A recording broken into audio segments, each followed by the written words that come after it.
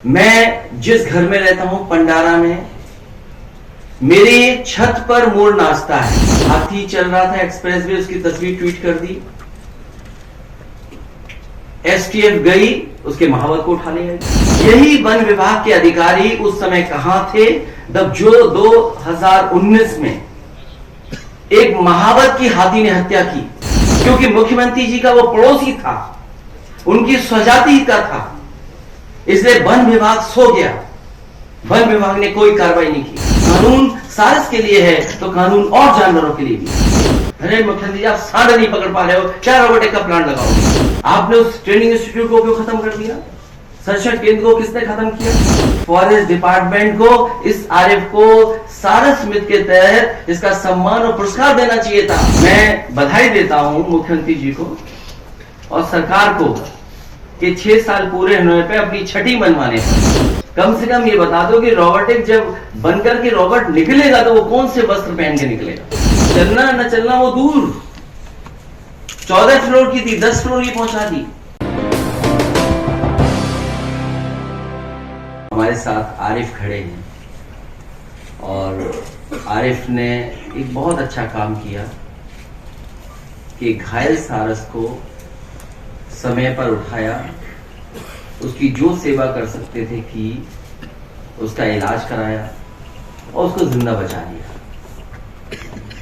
Park उस दौरान सारस उनका मित्र बन गया और उनके साथ एक मित्रता का व्यवहार उन्होंने किया। ये बात जब मैंने सोशल मीडिया पर देखी, अखबारों में पढ़ा और मेरी पार्टी के संगठन के लोगों ने जब बात रखी तो मेरी इच्छा हुई कि जाकर के मैं आरिफ और सारस से मिलूं। जाकर मैं जब वहां गया हूं, बीजेपी के बड़े बड़े नेताओं को पता नहीं कहां से घबराहट हो आ गई। आरिफ तो वोट दे सकता है मुझे, सारस तो नहीं देगा वोट मुझे। आरिफ से दुश्मनी हो सकती है आपकी, और मैं ये कहूं कि आरिफ से क्यों दुश्मनी है आपकी? वो तो 1 साल से सेवा कर रहा था। आखिरकार झगड़ा तो हमसे है ना, समाजवादियों से। आप मैं सारस से मिलने क्यों चला गया? मैंने सारस के साथ तस्वीर अपनी क्यों खिंचवा ली? और अगर मुख्यमंत्री जी की तस्वीर किसी जानवर के साथ, किसी के अपने प्रिय के साथ इतनी लोकप्रिय नहीं होती है तो उसकी तकलीफ उन्हें क्यों है? इस बात की उन्हें परेशानी क्यों है? इस बात की भाई, वो आप अपने भी प्रिय को कभी बिस्किट खिलाते हैं, हम बहुत सारे लोगों को जानते हैं वो दाना खिलाते हैं, और वो तस्वीरें हमने आपने समय समय पर देखी हैं कि जो अपने प्रिय को, चाहे वो जानवर हो चाहे वो चिड़िया हो, हम दाना और बिस्किट खिलाते हैं। जब मैं कल लौट रहा था नोएडा से तो लोगों ने कहा कि यहां 1 बोरा दाना कबूतर को खिलाया जाता है। मैं जिस घर में रहता हूं पंडारा में, मेरी छत पर मोर नाचता है, और अगर आप कहो तो मैं उसका वीडियो, उसकी तस्वीर दिखा सकता हूं। जब कभी भी मोर वहां आता है, मोर छत पर जाकर के नाचता है, हमें भी अच्छा लगता है और कोई होगा उसको अच्छा लगता है। और उसके लिए मैंने बाकायदा दाने रखे हुए हैं, और क्या दाना रखना है? चना रखा हुआ है। आपको याद होगा मुख्यमंत्री आवास में समाजवादी सरकार में एक मोर आ गया था, और मैंने उस समय अधिकारियों से कहा कि मोर आ तो गया, जा नहीं पाएगा। मैंने उसको इतना अच्छा खाना खिलाया, इतना अच्छा दाना दिया कि मोर वही मुख्यमंत्री आवास में रहता था। मैंने एक तस्वीर, सड़क पर हाथी चल रहा था एक्सप्रेस वे, उसकी तस्वीर ट्वीट कर दी। एसटीएफ गई, उसके महावत को उठा लिया, जेल भेज दिया उसको। ठीक बात है, कानून है कि आप हाथी नहीं रह सकते हैं, उसका सुप्रीम कोर्ट की गाइडलाइंस है कि आप किसी को नहीं रह सकते हैं, और समय समय पर सरकार ने लाइसेंस भी कैंसिल किए हैं, और जिनके पास अगर हाथी था तो उन्हें वापस सरकार को करना पड़ा। मैं ये जानना चाहता हूं कि अगर आप जान बचाने वाले इंसान को आप धारा लगा करके डराना चाहते हो, आरिफ को आप डराना चाहते हो, यही वन विभाग के अधिकारी उस समय कहां थे जब जो 2019 में एक महावत की हाथी ने हत्या की। महावत की हत्या हुई हाथी से, क्योंकि मुख्यमंत्री जी का वो पड़ोसी था, उनकी स्वजाति का था, इसलिए वन विभाग सो गया। वन विभाग ने कोई कार्रवाई नहीं की। उसके बाद अभी 2023 में उसी हाथी ने 3 लोगों की जान ले ली। सरकार पैसा दे रही है, सोचिए आप,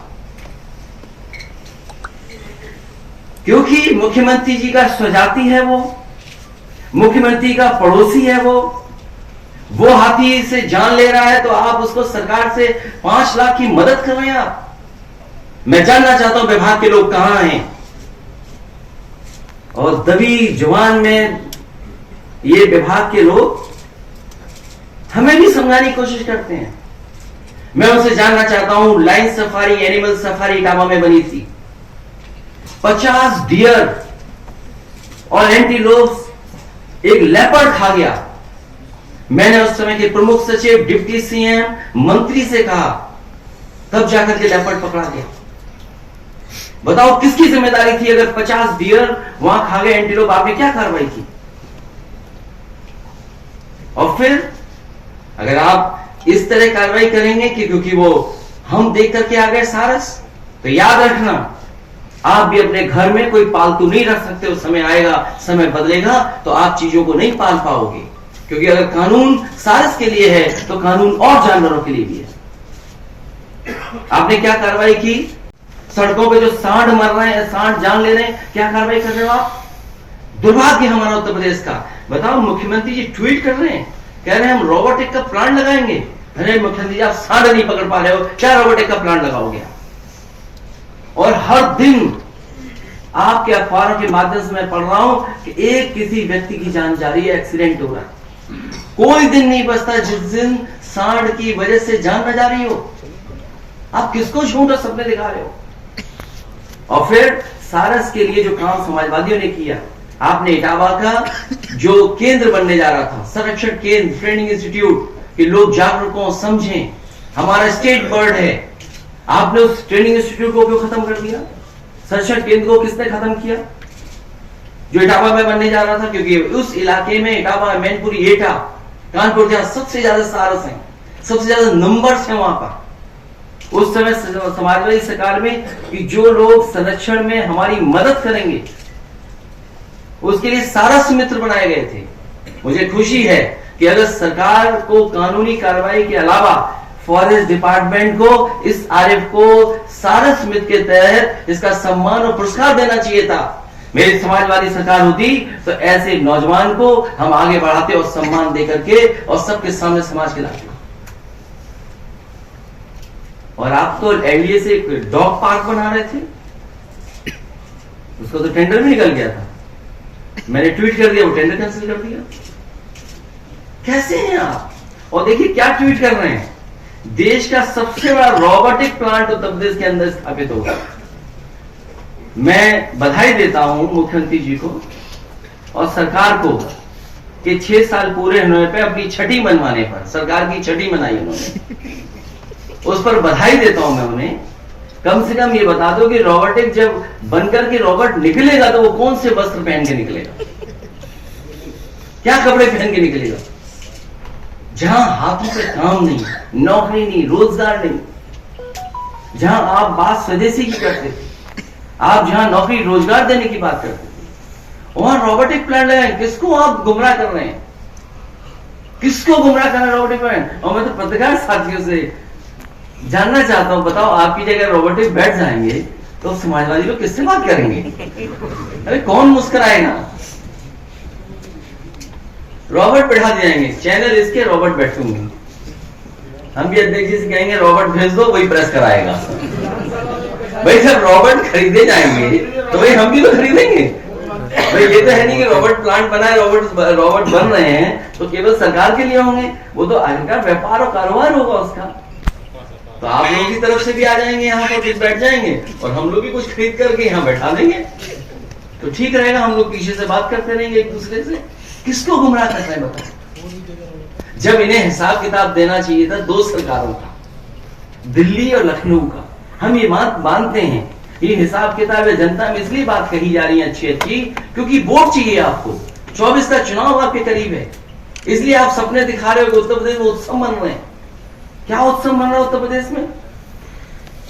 जिन मंत्रियों पे आरोप 1 साल, क्योंकि आप मैनेजमेंट में माहिर हैं, कई ऐसे मंत्री जिन पर सजा की है, और फिर सदन में जो लोग झूठ बोलते हो।